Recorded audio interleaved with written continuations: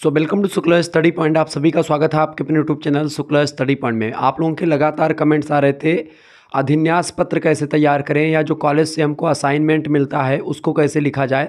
इसको लेकर के आपके बहुत ज़्यादा प्रश्न थे और लगातार आप व्हाट्सएप पर मैसेज कर रहे थे और कमेंट्स भी बहुत सारे आ रहे थे कि गुरुजी ये बताएं असाइनमेंट कैसे लिखा जाता है। देखिए, असाइनमेंट जब एक प्रकार से मैं पढ़ रहा था काशी हिंदू विश्वविद्यालय में, उस दौरान का असाइनमेंट है, ठीक है। तो ये एक प्रकार से 2021-22 और 2022-23, ठीक है।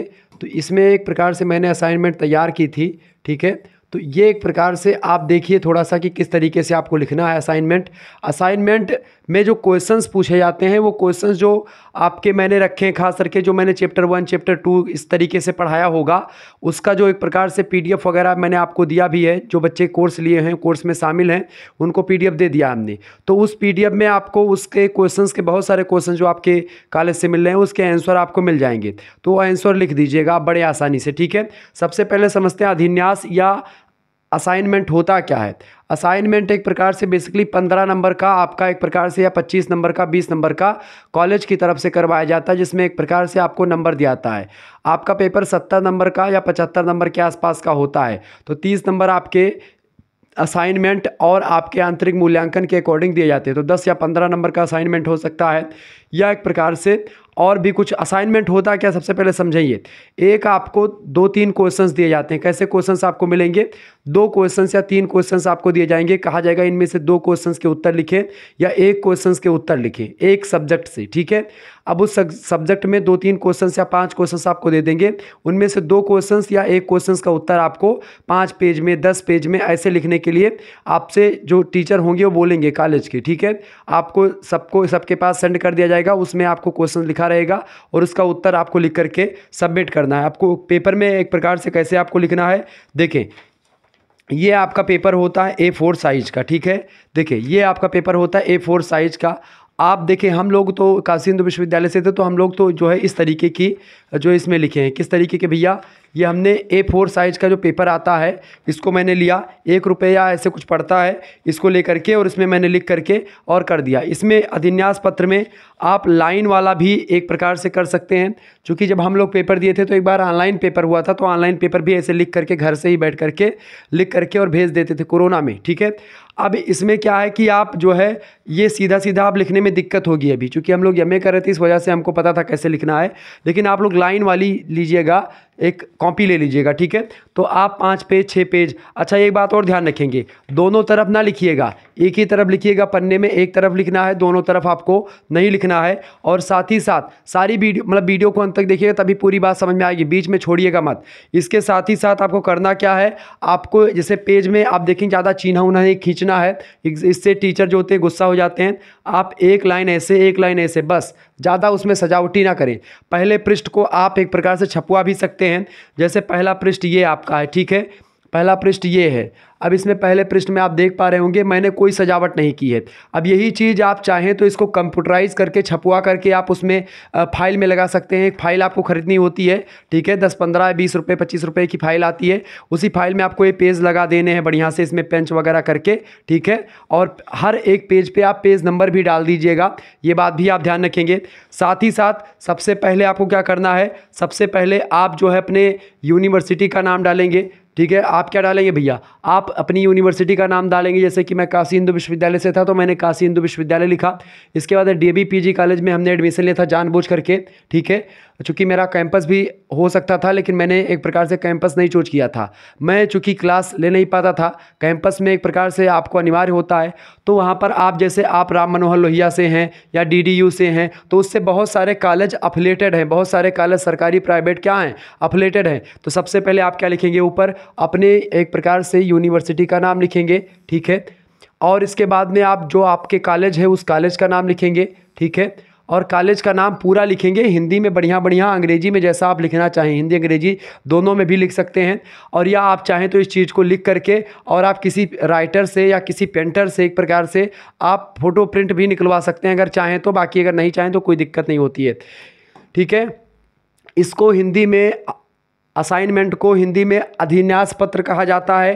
तो अगर आप हिंदी का मतलब लिख रहे हैं तो आप उसमें अधिन्यास पत्र लिखेंगे तो आपको ज़्यादा एक प्रकार से नंबर मिल सकता है। फिर उसके बाद में आप किस सत्र में हैं, 2021-22 मेरा सत्र था। आपका सत्र क्या है इस समय, जो आपका सत्र है, चाहे फर्स्ट सेमेस्टर में आप हैं, ठीक है, चाहे आप थर्ड सेमेस्टर में हैं और चाहे आप फिफ्थ सेमेस्टर में, अगर आप अधिन्यास लिख रहे हो तो आपका सत्र क्या है, आपका सत्र है 2024-25। क्या सत्र है, 2024-25 आपका सत्र है। ये बात आप ध्यान रखेंगे, ये ध्यान रखिएगा। बाकी कुछ बच्चों का सत्र, जैसे बिहार के बच्चों का है 2024 से 28 वो लिखते हैं, तो वो आप 24 से 28 भी लिख सकते हैं, कोई दिक्कत नहीं, ठीक है, सत्र लिख सकते हैं, उसमें सेमेस्टर आपको लिखना पड़ेगा। ये एक चीज़ और ध्यान रखेंगे, जैसे जो पेपर में क्वेश्चंस पूछे जाएंगे उसके आंसर कैसे लिखने हैं या आपको पूरी की पूरी तैयारी कैसे करनी है, शुक्ला स्टडी पॉइंट के द्वारा बहुत बड़ी व्यवस्था की गई है। 91 61 93 60 62 ये मेरा व्हाट्सअप नंबर है, इसी पर आपको SMS करके कोर्स में ज्वाइन हो जाना है। कोर्स एक प्रकार से आप सभी के लिए लॉन्च कर दिया गया है, फर्स्ट सेमेस्टर के लिए भी, ठीक है, थर्ड सेमेस्टर के लिए भी और आपका फिफ्थ सेमेस्टर के लिए भी, सभी के लिए कोर्स लॉन्च कर दिया गया है। इसमें क्या होगा, फर्स्ट सेमेस्टर और थर्ड सेमेस्टर की बात की जाए, कोर्स में एक प्रकार से मात्र 100 रुपीज़ का एक प्रकार से कोर्स है, फर्स्ट सेमेस्टर का भी, थर्ड सेमेस्टर का भी और फिफ्थ सेमेस्टर का भी। देखिए फिफ्थ सेमेस्टर में आपको मॉडल पेपर, महासंग्राम, रिवीजन क्लास, इन सभी के माध्यम से आपको एक प्रकार से इन सभी के PDF नोट्स, इन सभी के वीडियो लेक्चर्स और साथ ही साथ में आपका analytic ability and digital awareness के भी PDF नोट्स आपको यहाँ पर मिल जाएंगे, जो आप ग्रुप में जो है आपको ऐड किया। बहुत सारे बच्चे जुड़ चुके हैं, आप फटाफट से SMS करके जुड़ सकते हैं। इसी पर SMS करना है, अपना नाम बताना है, क्या क्या बताना भैया, आपको अपना नाम, अपनी यूनिवर्सिटी का नाम और यूनिवर्सिटी के साथ साथ आपका क्या सब्जेक्ट है उस सब्जेक्ट का नाम आपको बता देना है, ठीक है, और आप किस सेमेस्टर में हो अपना सेमेस्टर बता देना है, ठीक है। इस तरीके से 4 चीज़ें आपको बता करके और आपको बोलना है कि गुरुजी हमको कोर्स चाहिए, हमको PDF नोट चाहिए, हमको एडमिशन मतलब कि लेना है आपका, ठीक है। 100 रुपीज़ में आपको एक प्रकार से जोड़ दिया जाएगा। फर्स्ट सेमेस्टर और थर्ड सेमेस्टर की अगर बात की जाए तो इसमें चैप्टर वाइज क्लासेस भी आपको मिलेंगी, उनके PDF नोट्स भी मिलेंगे, मैराथन, महासंग्राम, रिवीजन क्लास और साथ ही साथ आपको और भी चीज़ों एक प्रकार से अवगत करवाया जाएगा, बहुत ही बारीकी के साथ चीज़ों को आपको पढ़ाया जाएगा, ठीक है। तो फर्स्ट सेमेस्टर और थर्ड सेमेस्टर के लगभग 5-5 4-4 क्लास, 6-6 क्लास हो चुकी हैं अधिकतर सब्जेक्ट की, तो आप फटाफट से ज्वाइन करेंगे। जो क्लासेस आपकी हो चुकी हैं उनके PDF नोट्स और उनकी वीडियो लेक्चर्स आपको प्लेलिस्ट में सेंड कर दिया जाएंगे, यानी जो क्लास आने वाली है उसके लिए आपको ग्रुप से ऐड कर दिया जाएगा। ग्रुप में काफ़ी बच्चे जुड़ चुके हैं, आप फटाफट से जुड़ जाएंगे तो आपके लिए एक प्रकार से बहुत ही बेनिफिट्स होगा। अभी ज़्यादा क्लास हुई नहीं है तो आप परेशान ना हो, बहुत ही बेहतर तरीके से आपकी परीक्षा तक आपके सिलेबस को पूर्ण करने का प्रयास किया जाएगा, ठीक है। तो फर्स्ट सेमेस्टर वाले बच्चे और थर्ड सेमेस्टर वाले बच्चे फटाफट से आप जो है एडमिशन ले लें। और साथ ही साथ ये बात भी ध्यान रखें, किसी एक सब्जेक्ट का ये कोर्स नहीं है, आप फर्स्ट सेमेस्टर में जितने भी आपके 5 सब्जेक्ट हैं इन सभी का कोर्स, 5 सब्जेक्ट इसमें भी, 3 सब्जेक्ट इसमें, इसी सारे के सारे कोर्स आपको मिल जाएंगे मात्र 100 रुपये में, ठीक है। फर्स्ट सेमेस्टर में है तो आपके 5 सब्जेक्ट मेजर, माइनर, को करिकुलर, ये आपको पूरा पढ़ा दिया जाएगा। मेजर माइनर को करिकुलर इसका भी और मेजर माइनर को करिकुलर इसका भी। हालांकि फिफ्थ सेमेस्टर में माइनर पेपर होता नहीं, 2 मेजर सब्जेक्ट होते हैं और दोनों सब्जेक्ट में 2-2 पेपर होते हैं, यानी एक सब्जेक्ट का 2 पेपर होता है। तो सबकी तैयारी हो जानी है, फटाफट से SMS करें 91 193 60 62 पर, मात्र 100 रुपये। इसमें आप लोग सोचिए मत कि 100 रुपये हमारा गुरुजी ले रहे हैं, हम तो चाहें तो ये करते हैं 100 रुपये में, हम 100 रुपये आपके लिए कुछ भी नहीं है इस समय। और आज के भौतिकवादी समाज में अगर आप 100 रुपये के बारे में सोच रहे हैं तो इस 100 रुपये में जितना मैं व्यवस्था कर रहा हूँ इतना आप व्यवस्था नहीं पाओगे। तो आप PDF पाएंगे और आने वाले समय में आपके लिए बहुत सी जो जानकारियाँ होंगी, बहुत सी इन्फॉर्मेटिव वीडियो होंगी, वो सब आपको ग्रुप पे मिलती रहेंगी, आप डायरेक्टली हमसे जुड़ पाएंगे, ये भी एक प्रकार से आपके लिए बेनिफिट्स होगा। तो फटाफट से SMS करें और ग्रुप में ज्वाइन हो जाएं। अब आपको मैं बताने का प्रयास करता हूं कि आखिरकार अधिन्यास पत्र एक प्रकार से कैसे लिखना है। सबसे पहले अपना जो फ्रंट पेज है उसको तैयार करने के लिए सबसे पहले आपको सत्र लिख लेना है, ठीक है। सत्र आप ऐसे लिख सकते हैं, उधर लिख सकते हैं, जैसे भी आपको उचित लगे लिख सकते हैं। फिर अपना नाम आपको लिखना है, ठीक है। नाम जैसे मेरा नाम शिवम शुक्ल था, मैंने अपना नाम शिवम शुक्ल लिखा, ठीक है। अब ये हिंदी में, आप इंग्लिश में भी लिख सकते हैं उसको, अगर लेकिन आप हिंदी का अगर अधिन्यास पत्र लिख रहे हैं, असाइनमेंट लिख रहे हैं तो आप हिंदी में ही नाम लिखेंगे। जैसे कक्षा मैंने लिखी क्या, MA प्रथम वर्ष प्रथम सेमेस्टर या प्रथम सत्र प्रथम सेमेस्टर, मैंने ऐसा लिखा। तो आप ऐसे यहाँ पर BA लिख करके प्रथम वर्ष प्रथम सेमेस्टर लिख सकते हैं, ठीक है, कोई दिक्कत नहीं। सत्र आप ना लिखें तो भी कोई दिक्कत की बात नहीं, सेमेस्टर आप लिख दीजिएगा, ठीक है। प्रथम वर्ष प्रथम सेमेस्टर आप लिख दीजिएगा या BA first year first semester आप लिख सकते हैं। परीक्षा क्रमांक परीक्षा क्रमांक जैसे परीक्षा क्रमांक या अनुक्रमांक, ठीक है। अब चूंकि अनुक्रमांक जो होता है अभी आपको मिला नहीं, जब आपका एग्जाम होगा तो अनुक्रमांक मिलेगा। तो इससे लिए अधिन्यास पत्र में आप परीक्षा क्रमांक या रोल नंबर जो होता है उसी को परीक्षा क्रमांक हिंदी में कहते हैं, परीक्षा अनुक्रमांक बोलते हैं। तो इसको आप लिख सकते हैं, जैसे मेरा था ये, ठीक है। अब इसमें क्या मेरा ये था 032, ठीक है, 2141 मतलब 2143 1 HIN 032 ये मेरा था। तो इस तरीके से आप देख पा रहे होंगे। ऐसे ही प्रश्न पत्र संख्या की अगर बात किया है, अब देखिए जैसे कि एमए वगैरह में 4 पेपर या 5 पेपर होते हैं, अभी एचयू में 4 ही पेपर होता था। तो प्रश्न पत्र संख्या तृतीय प्रश्न पत्र भाषा विज्ञान और हिंदी भाषा। अब आपको यहाँ पर प्रश्न पत्र संख्या नहीं डालनी है क्योंकि आप फर्स्ट सेमेस्टर में हो। देखिए दीनदयाल उपाध्याय गोरखपुर विश्वविद्यालय में 2 पेपर होते हैं, तो वहाँ के बच्चों के लिए लखनऊ यूनिवर्सिटी में 2 पेपर होते हैं, तो वहाँ के बच्चों के लिए प्रश्न पत्र संख्या 1 मतलब प्रश्न पत्र संख्या आप डाल सकते हैं। प्रथम प्रश्न पत्र, द्वितीय प्रश्न पत्र आप डाल सकते हैं। 5th सेमेस्टर के बच्चे भी डाल सकते हैं। तो प्रश्न पत्र संख्या 5th सेमेस्टर के बच्चे और जिनके पेपर 2 होते हैं एक सब्जेक्ट के वो डालेंगे, ठीक है। अपने प्रश्न पत्र का नाम यहाँ पर लिख दीजिएगा।